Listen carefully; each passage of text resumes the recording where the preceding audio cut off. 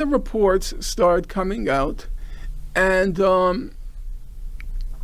I read through them very carefully. It began with the Pramila Patten report, the one that was commissioned by Secretary General Gutierrez.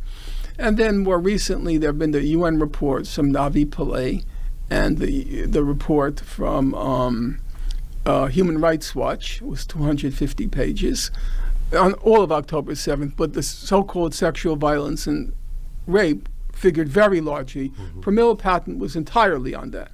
And I read through it, and there's no evidence. There is literally, apart from quote-unquote eyewitnesses, there is literally, according to the Pramila Patten report, there were 5,000 photographs of October 7th. There were 50 hours of video footage. That means 2 hours for every hour of the attack. There were 2 hours of video footage.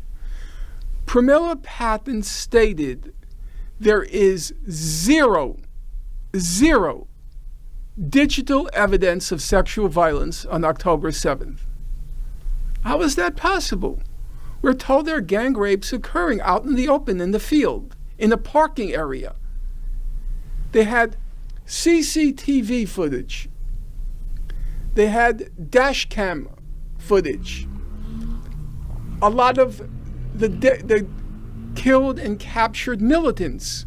They had body cam footage. You know your generation. The moment any horror is unfolding before their eyes, out comes the iPhone. They're either videotaping it or taking pictures. That's your generation, okay? For the alleged rapes that occurred at the Nova Film Festival, the Nova music festival. Festival, right. 38, as many as at least 15, and as many as 38 eyewitnesses claim they saw rape. 38. Okay? As many as 38. I have to be careful. I'm very scrupulous about the facts. Definitely 15, probably 25, and as many as 38. And they said they were hidden when the rapes were. Not one thought to document it. One picture. Not credible. Not credible. So there's this woman named Sheryl Sandberg, the former chief operating officer for Meta. Very powerful, billionaire, very powerful. And she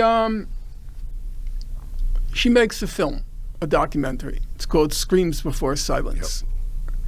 And she's crying, and she's going, oh my God.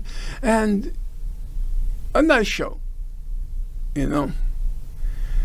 So I wrote a chapter in the forthcoming book. It's called Rape Fantasies, about this whole thing with October 7th, okay? And I sent the chapter to somebody I know, a correspondent.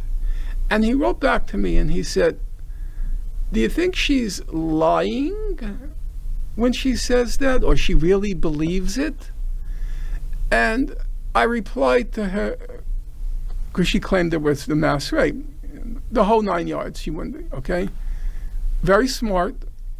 She was top of her class in economics at Harvard. No small achievement, for sure. So she understands evidence. She has no problem understanding evidence. You don't graduate number one year economics class at Harvard unless you understand the rules of evidence. Okay? So he said to me, do you think she believed what she was writing? Or her film? You believe she believed her documentary? I said, you have to remember two things about human beings. One, people believe what they want to believe. Two, the human capacity for self-deception is bottomless. We all know that. The human capacity for self-deception is bottomless. But there's a third factor. The third factor is, when you're a believer, there is the transcendent cause. And then there are the mundane facts, the little facts. And in the face of the cause, the facts are of trivial importance. Because what's most important is the cause. If the facts support the cause, of course, she's from Harvard. She knows standards of evidence. She wants facts to support her cause. But if they don't, it's Am Yisrael Chai. Israel lives. That's the transcendent truth. The transcendent truth is Am Yisrael Chai. Israel lives. The facts aren't important. That's not me.